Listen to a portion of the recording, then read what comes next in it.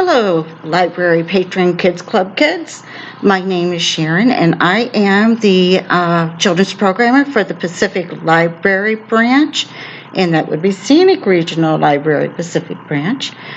Today we are going to talk a little bit about castles, and then I have a take and make for you to be able to do at your home.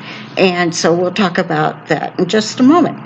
I also do want to remind anybody that we still have, actually, you know what, never mind, that's not going to happen in time. I was going to tell you about a program that was coming up, but it's actually going to happen on Saturday, and this is going to be Monday, so pay no attention to that.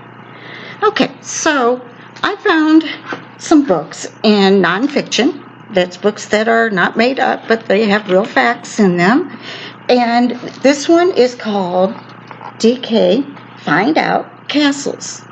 And I thought this one was really neat because it also had like all the different people and coat of arms and all these different things about castles and during the medieval times, which is also called the Middle Ages as well. So it started probably in about the 12th century, so that would be the Middle Ages. So I wanted, what is a castle? And so rulers built castles between about 1100, that would be the 12th century, and 500 years ago in Europe and parts of Asia. And there are reasons why they did, and it's because of regional power.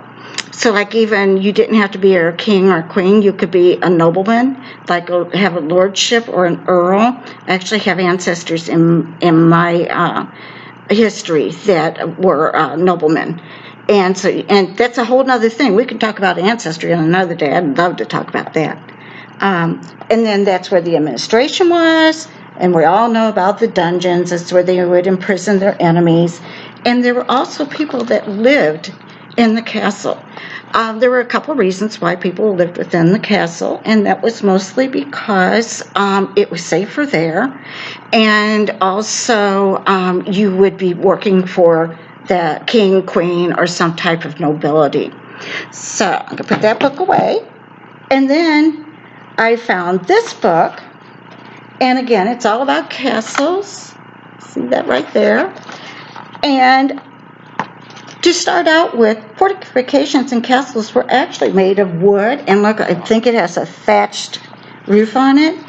And they learned that although it helped them for the moment, it really didn't do very much later on, especially whenever they were in feuds with other regions and countries.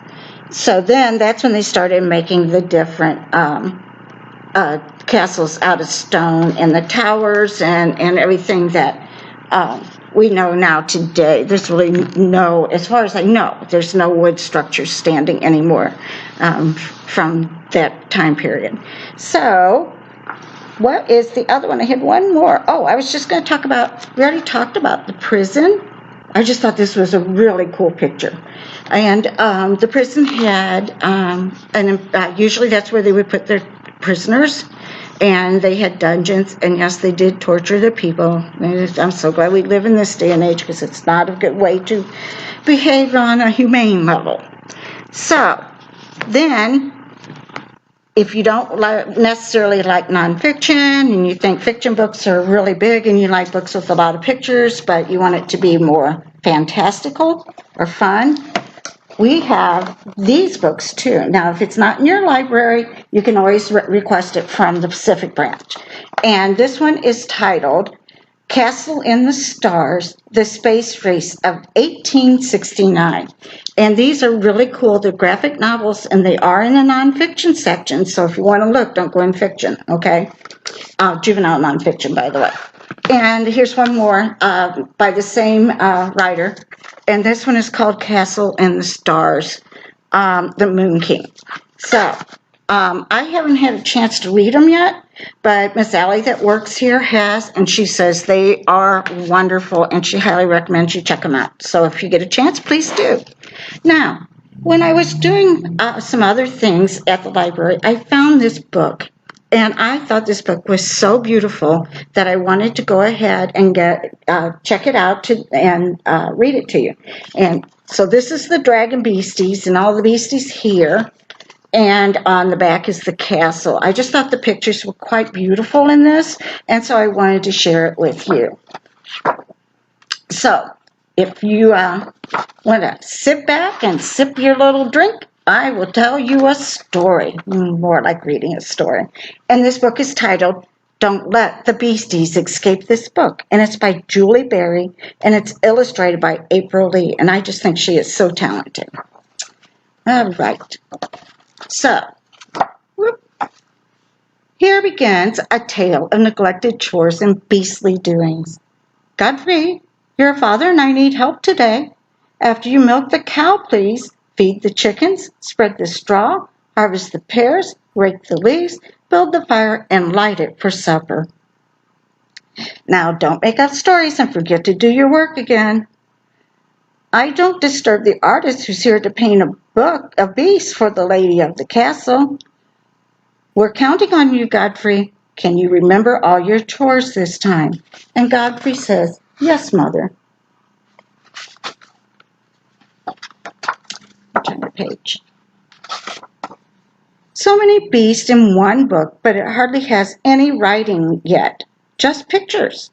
Perhaps when it's finished, this book will tell a heroic tale of a long ago knight who battled dangerous beasts, a mighty hero, a bold knight.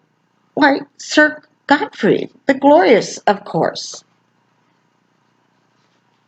Take care, young friend. If you call the beasties by their names, they may be in the mood for mischief.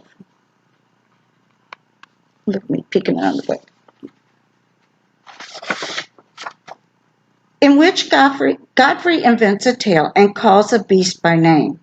Listen, noble doggy, honorable piggy, and kittens of the castle, and I'll tell you my tale. Sir Godfrey wandered into a wood one day. He hadn't gone far when a lion leaped out from among the trees.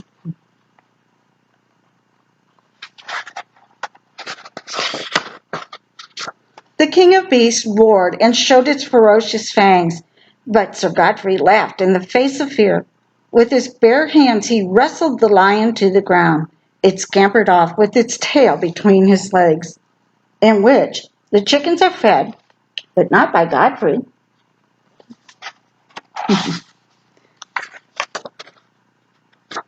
Soon Sir Godfrey came to a clearing where a unicorn grazed in the sunlight.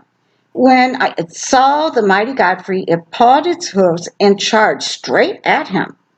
But Sir Godfrey the Great-Hearted stood firm. He slipped a rope around the unicorn's neck, fed it a pear, and brought it along on his journey.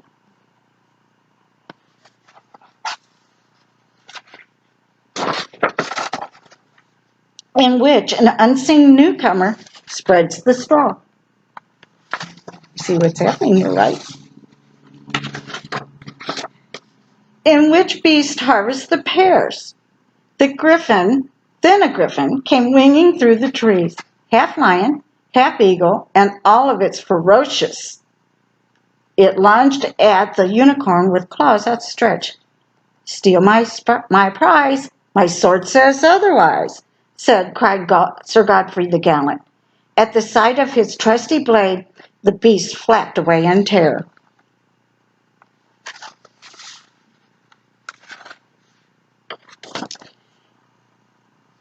In which a foul wind blows away the leaves. A shadow fell across the path. It was the frightful Bonnikin, most dreadful of all brutes upon 4 legs. Its stench could knock him senseless. The Bonnikin raised its tail to blast the king with its odious wind. But Sir Godfrey the Grand pushed the Bonnikin into a running stream to carry away the stink.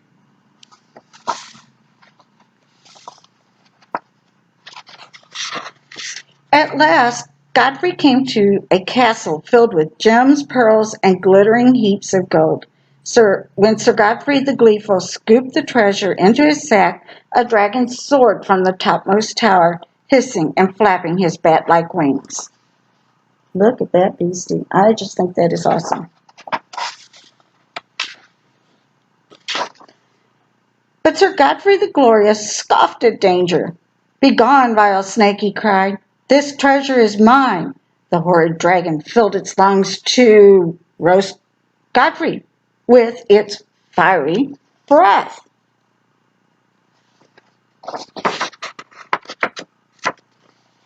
Look at that.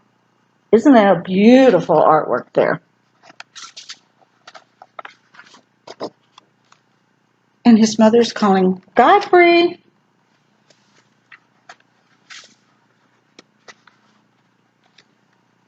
In which the fire has been lit.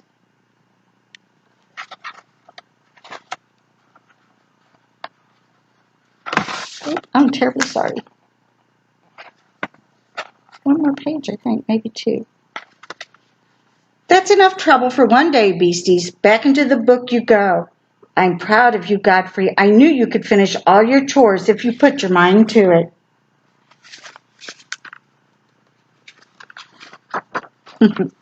And back here, there's a note to the reader if you would like to learn more about the beasties and different things. I invite you to take a look at it. So one more thing I forgot to tell you about castles. You know, some of them had moats. And we always think that because they're in the cartoons and things, that they are actually full of alligators. No, you are not going to believe what they have in them. Yes, they have poop. Yeah, they sure do. And who would want to get into that water, right? They have other things too, but sewage is like the big thing. Okay, so let me think. Was there anything else I wanted to tell you? And I don't think so. If it comes to me, I'll announce it at the end of the video. So your Take and Make craft for this week is a castle template. And what you do is you cut strips of paper. Mine happened to be from an old calendar, but you can use whatever you have. And I chose this because I'm a big believer in recycling or repurposing something. So one of my favorite things to do is try to find some kind of craft that we can do to use the things that we would normally throw into our landfills and pile that stuff up. So we don't want to do that. So anyway, you're going to get a template, and let me show you what it's going to look like. Give me just a sec, because I got a couple more things, and I'm going to tell y'all bye-bye.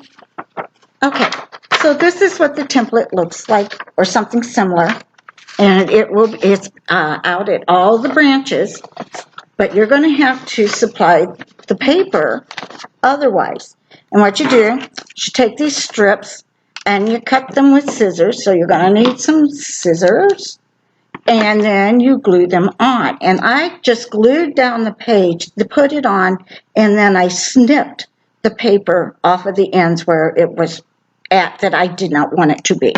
So that is that. But then I got to thinking. I had at my house, but I'm using the paper here. I have a lot of tissue paper that I've saved from gifts in the past. And so I was thinking, I wonder if I could make this look 3D. So I took my paper and I cut these into little bitty squares, and then I wadded them up and I glued them, and then I went back in and I trimmed them up, and I wanted to try and make it look more like a stone castle.